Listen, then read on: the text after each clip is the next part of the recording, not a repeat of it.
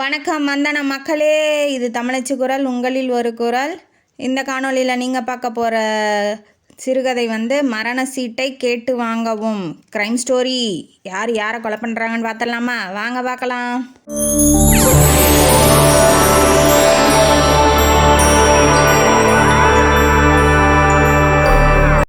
இந்த கதையோட ஆரம்பத்தில் ஒரு ராம்நகர் அப்படிங்கிற ஒரு தெருவை காமிக்கிறாங்க. தெருவுக்கு நடுவில் ஞானாம்பாள் கேர்ள்ஸ் ஹாஸ்டல் இருக்குது.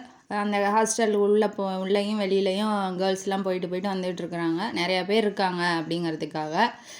அந்த ஹாஸ்டல் கீழேயே லெஃப்டில் 44 ரூம் நம்பர் அப்படிங்கிற ஒரு பெண் தட்டிகிட்டு இருக்கிறாங்க. ரூமை தட்டிகிட்டு இருக்கிறாங்க. அப்போ உள்ளேருந்து ஒரு பெண் கையை திறக்கிறாங்க. அந்த கதவை திறக்கிற அந்த அழகான கையுடைய பெண்ணோட பேர் சந்தியா.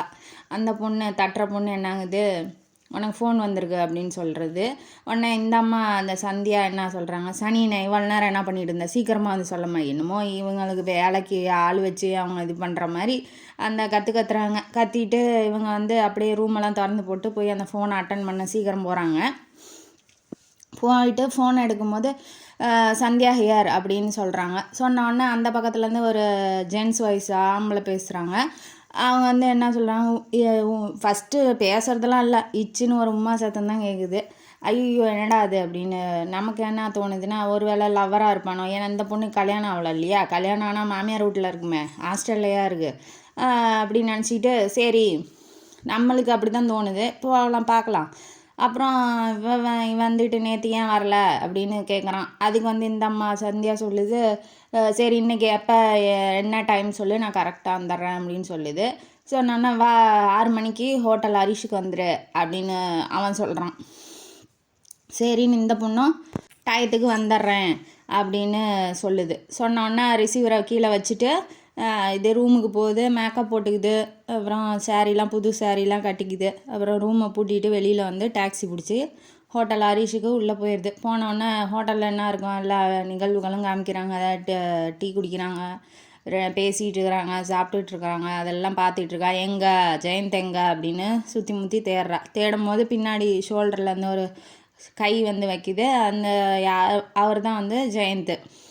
இவங்க 2 பேரும் ஒரு டேபிளை பார்த்து போய் குத்த வைக்கிறாங்க. உட்காந்துட்டு வெயிட்டரை கூப்பிட்றாங்க, போய் 2 வெஜ்ஜு கட்லெட்டு ஆர்டர் போட்டு எடுத்துகிட்டு வாப்பா அப்படின்னு சொல்லிடுறாங்க. சொன்னோன்னே அவன் போயிட்டானா, இவங்க சொந்த கதை சோகா கதைலாம் உட்காந்து பேசிகிட்டு இருக்கிறாங்க. என்னப்பா இது இவன் என்ன கேட்குறான், நீ என்ன கேட்க போகிறான்னு எனக்கு தெரியும். ஆமாம், பின்ன லவர்னு ஊரெல்லாம் சுற்றிக்கிட்டு தெரியேன்னா கல்யாணம் பண்ணிக்கணும் என்ன இருக்கா இல்லையா அப்படின்னு இந்த அம்மா கேட்குது. அதுக்கு அவன் என்ன சொல்கிறான், எங்கள் பெரியப்பாவை ஏற்றுக்கிட்டு உன்னை கல்யாணம் பண்ணிக்க முடியாது.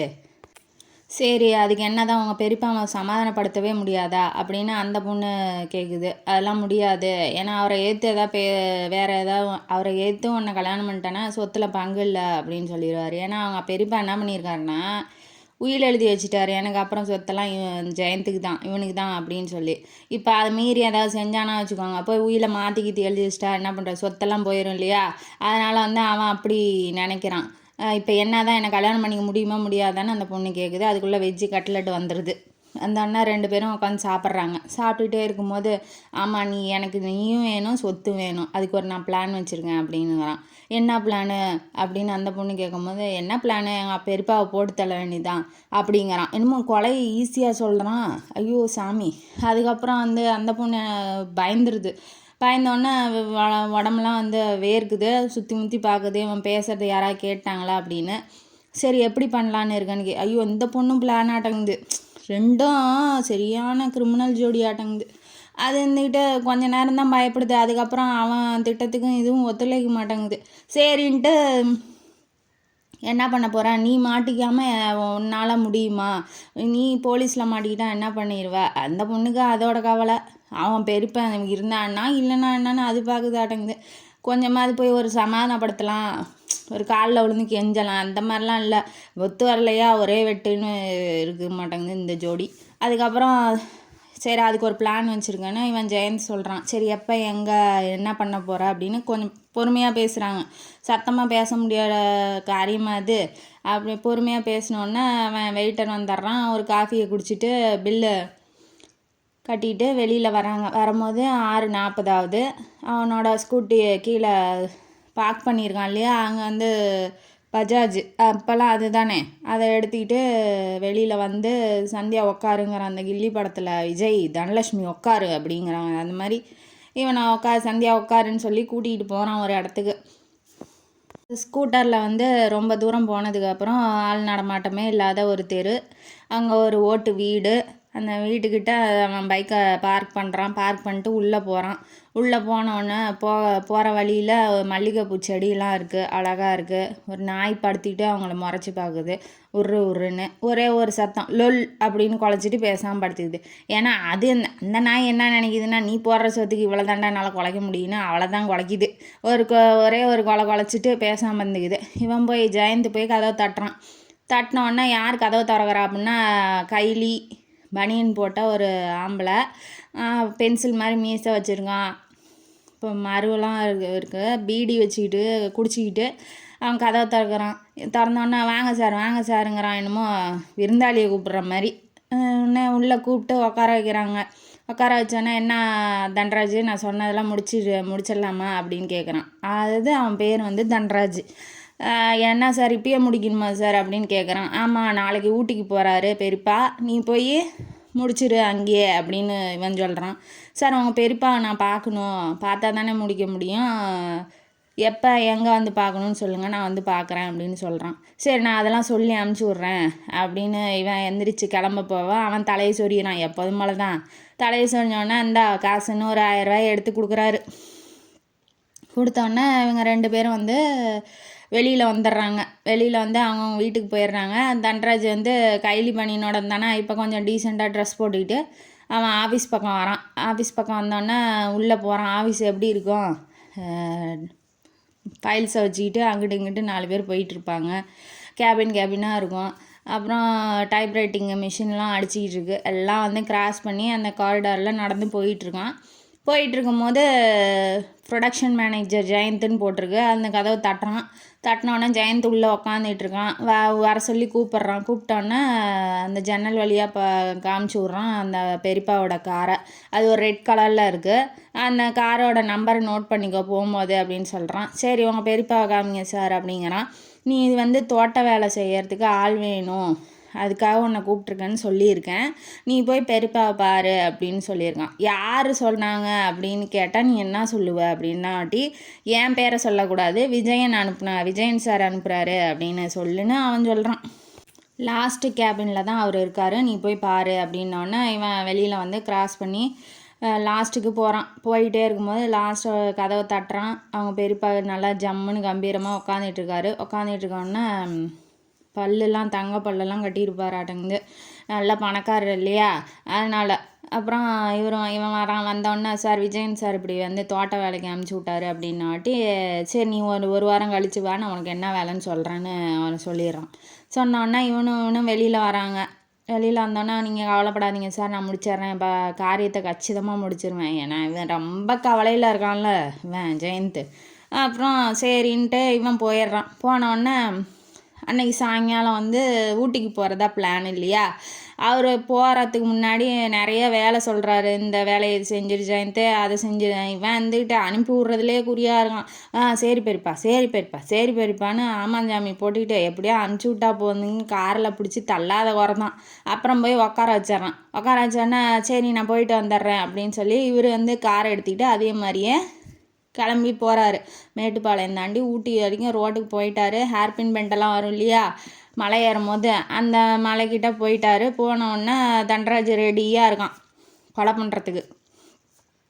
சரி கொலை பண்ணிடலாம் அப்படின்னு சொல்லி ரெடியாக இருக்கான். அவன் சொன்ன இடத்துல இவனும் போயிட்டான். காரை எடுத்துக்கிட்டு கரெக்டாக போனோன்னே, இந்த முகம் எங்கேயோ பார்த்தவன், இன்னைக்கு காலையில் வந்தவன் தானே அப்படின்னு சொல்லி காரை நிப்பாட்டிட்டு 10 நிமிஷம் அங்கேயே அந்த கார் நிற்கிது.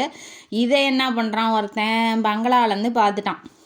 லக்ஷ்மிகாந்த் அப்படிங்கிறவன் பங்களா அந்த சைட்லாம் நிலம் இருக்கு இல்லையா, அங்கெல்லாம் வந்து பங்களா கட்டியிருப்பாங்க இல்லையா மலை மேலெல்லாம், அதில் வந்து அவன் ஒரு 2-3 எஸ்டேட் ஓனராட்டங்குது. அவன் வந்து எதாச்சியாக பார்க்கும்போது அந்த ஜன்னல்லேருந்து அந்த ஹேர்பின் பெண்டு வந்து நல்லா தெரியுது. அதில் வந்து அந்த கார் நிற்கிறத பார்த்துட்டு இருக்கான். இவனுக்கு என்னன்னா அது ரிப்பேர் ஆகி நிற்கிதோ அப்படிங்கிற ஒரு டவுட் இருக்குது. அதனால் வந்து இவன் ஹெல்ப் பண்ணலாமா போய் கேட்கலாமா அப்படின்னு யோசிச்சுக்கிட்டே இருக்கும்போதே அந்த காரு திடுதுப்புன்னு என்ன ஆகுது, ரோல் ஆகி அந்த சைடில் தடுப்பு சுவர் இருக்கும்ல அதை இடிச்சிக்கிட்டு போய் கீழே விழுந்துருச்சு. விழுந்தோன்னா ஐயோ என்ன எப்பட்றா நின்றுக்கிட்டு இந்த கார் எப்பட்றா போய் விழுங்குன்னு இவன் வேகமாக கார் எடுத்துக்கிட்டு போய் அங்கே பார்க்குறான். பார்த்தோன்னா எதுவும் தெரியல, அடர்ந்த மரம் செடி கொடி இருக்கிறதுனால ஒன்றும் தெரியல. உடனே வந்து இவன் வீட்டுக்கு வந்துட்டு ஃபோன் அடிக்கிறான், சரி போலீஸுக்கு சொல்லிடலாம் அப்படின்னு. போலீஸுக்கு சொன்னோன்னே போலீஸு இப்படி வந்து ஆக்சிடெண்ட் ஆகிடுச்சு இந்த ஹேர்பின் பெண்டில், நீங்கள் வந்து கொஞ்சம் பாருங்கள் அப்படின்னாட்டி அங்கே ஃபோனை யார் எடுத்தானா இன்ஸ்பெக்டர் சூரியபிரகாஷ் வந்து எடுக்கிறாரு. எடுத்தோடனே சரி வாங்க அப்படின்னு சொல்லி லக்ஷ்மிகாந்தையும் கூட்டிக்கிட்டு இருந்த ஸ்பாட்டுக்கு வந்து 2-3 கான்ஸ்டபிள் ஒரு 2 இன்ஸ்பெக்டரோட வந்துடுறாரு யார் சூரியபிரகாஷ். வந்தோடனே அங்கே இருக்க கான்ஸ்டபிள்லாம் என்ன சொல்கிறாங்க, இது வந்து ரொம்ப மோசமான பெண்டு சார், இதுக்கு முன்னாடியே ஒரு வேன் கமழ்ந்துருக்கு, நிறைய பாடிஸ்லாம் நம்மளால் எடுக்கவே முடியல, இது கொஞ்சம் ஆழமான இதுதான், இதில் கண்டுபிடிக்கிறது ரொம்ப கஷ்டம் சார் அப்படின்னு அங்கே பேசிகிட்டு இருக்காங்க. சரி அப்படின்னு சூரியபிரகாஷ் என்ன பண்ணுறாரு, இன்ஸ்பெக்டரு லக்ஷ்மிகாந்த்கிட்ட கேட்குறாரு, இந்த கார் நம்பர் பிளேட் பார்த்தீங்களா, இந்த கார் எங்கேருந்து நீங்கள் பார்த்தீங்க, எப்படி உங்களுக்கு தெரியும் ஆக்சிடெண்ட் ஆனது அப்படின்னு அவரை துருவி கேள்வி கேட்டால் அவர் வந்து அந்த ஜன்னலை காமிச்சு விட்றாரு. அங்கேருந்து எங்கே பாருங்கள் எங்கள் வீடு இருக்குது, அங்கேருந்து பார்த்தா இங்கே தெரியும் நல்லா அந்த ஹேர்பின் பெண்டு அப்படின்னு சொல்கிறாரு. அந்த கார் நம்பர் வந்து 4444, ஏன்னா ஒரே நம்பராக இருக்கிறதுனால நான் ஈஸியாக எனக்கு மனப்பாடம் ஆயிடுச்சு அப்படின்னு அவர் சொல்கிறாரு. சொன்னோன்னே வந்து அந்த ஸ்பாட்லாம் எல்லாம் வந்து சர்ச் பண்ணிவிட்டு எல்லாம் ஆராய்ச்சியெல்லாம் முடிச்சுட்டு அவங்கவுங்க இடத்துக்கு போயிடுறாங்க. இன்ஸ்பெக்டரும் போயிடுறாரு.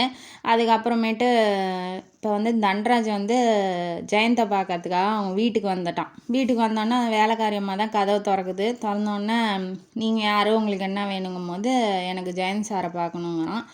அவர் உள்ளேருந்து வெளியில் வராரு. வந்தோடனே வந்து நீ போய் காஃபி எடுத்துட்டோம் அப்படின்னு வேலைக்காரியை சொல்லிடுறாரு. சொன்னோடனே இவன் வந்து உள்ளே வந்துடுறான். வந்தோடனே கச்சிதமாக வேலையை முடிச்சிட்டேன் சார், நீங்கள் சொன்னபடி எனக்கு அமௌண்ட்டு எப்போ செட்டில் பண்ணுறீங்க அப்படின்னு கேட்குறான்.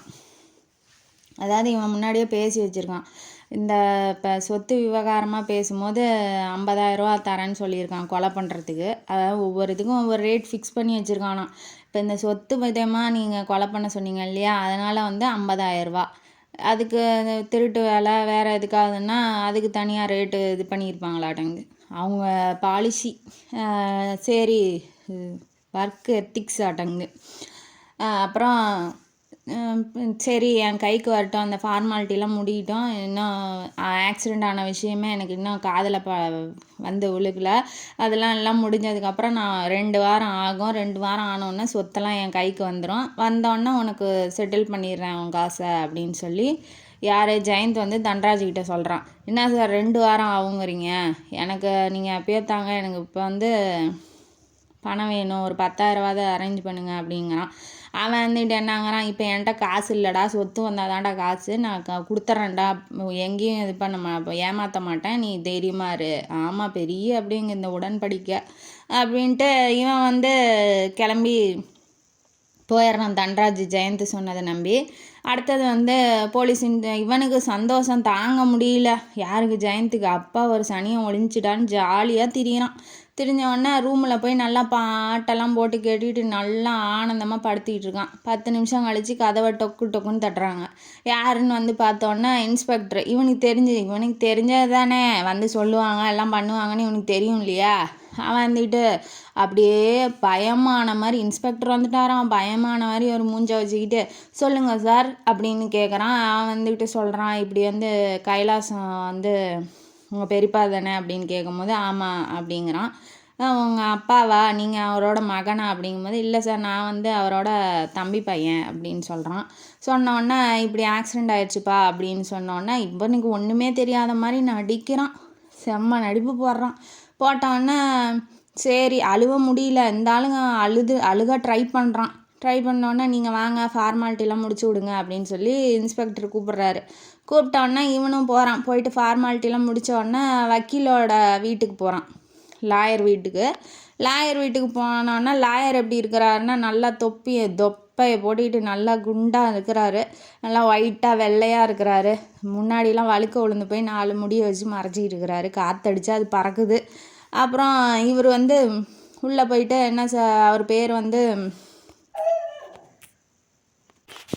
கோதண்டபாணி. அவர் வந்து உக்காந்தோடனே ஜெயந்த் வந்து என்ன சொல்கிறான், இப்படி பெரியப்பா வந்து ஆக்சிடெண்ட் ஆகி இறந்துட்டாராம், இப்போ சொத்தெல்லாம் என் பேரில் தானே இருக்குது, அதெல்லாம் என்ன பண்ணுறது அப்படின்னு சொல்லி அந்த விவரத்தெல்லாம் கேட்குறான். கோதண்டபாணியும் உட்காந்து அந்த பேப்பர்ஸ்லாம் எடுத்து வச்சுக்கிட்டு என்ன சொல்ல போகிறாரு, இல்லை சொத்தெல்லாம் உனக்கு கிடச்சிரும்பா நீ கவலைப்படாதன்னு சொல்ல போகிறாரா, இல்லை உண்மையாலுமே கைலாசம் செத்துட்டாரா, இல்லை செத்த அந்த தண்டராஜை வந்து யார் சாவடித்தாங்களோ அவன் சொல்லிட்டானா ஜெயந்த் தான் கொன்னானா, ஜெயந்த் தான் சொல்லி அவன் வந்து நான் கொன்னேன் அப்படின்னு சொல்ல போகிறானா, இல்லை அந்த சந்தியாவால் ஏதாவது வந்து பிரச்சனை வரப்போதா, இதெல்லாம் தெரிஞ்சுக்கணும்னா அடுத்த காணொளியில் பார்க்கலாம். இந்த காணொளி உங்களுக்கு பிடிச்சிருந்துச்சுன்னா லைக் பண்ணுங்கள், ஷேர் பண்ணுங்கள், சப்ஸ்கிரைப் பண்ணுங்கள். நன்றி மக்களே.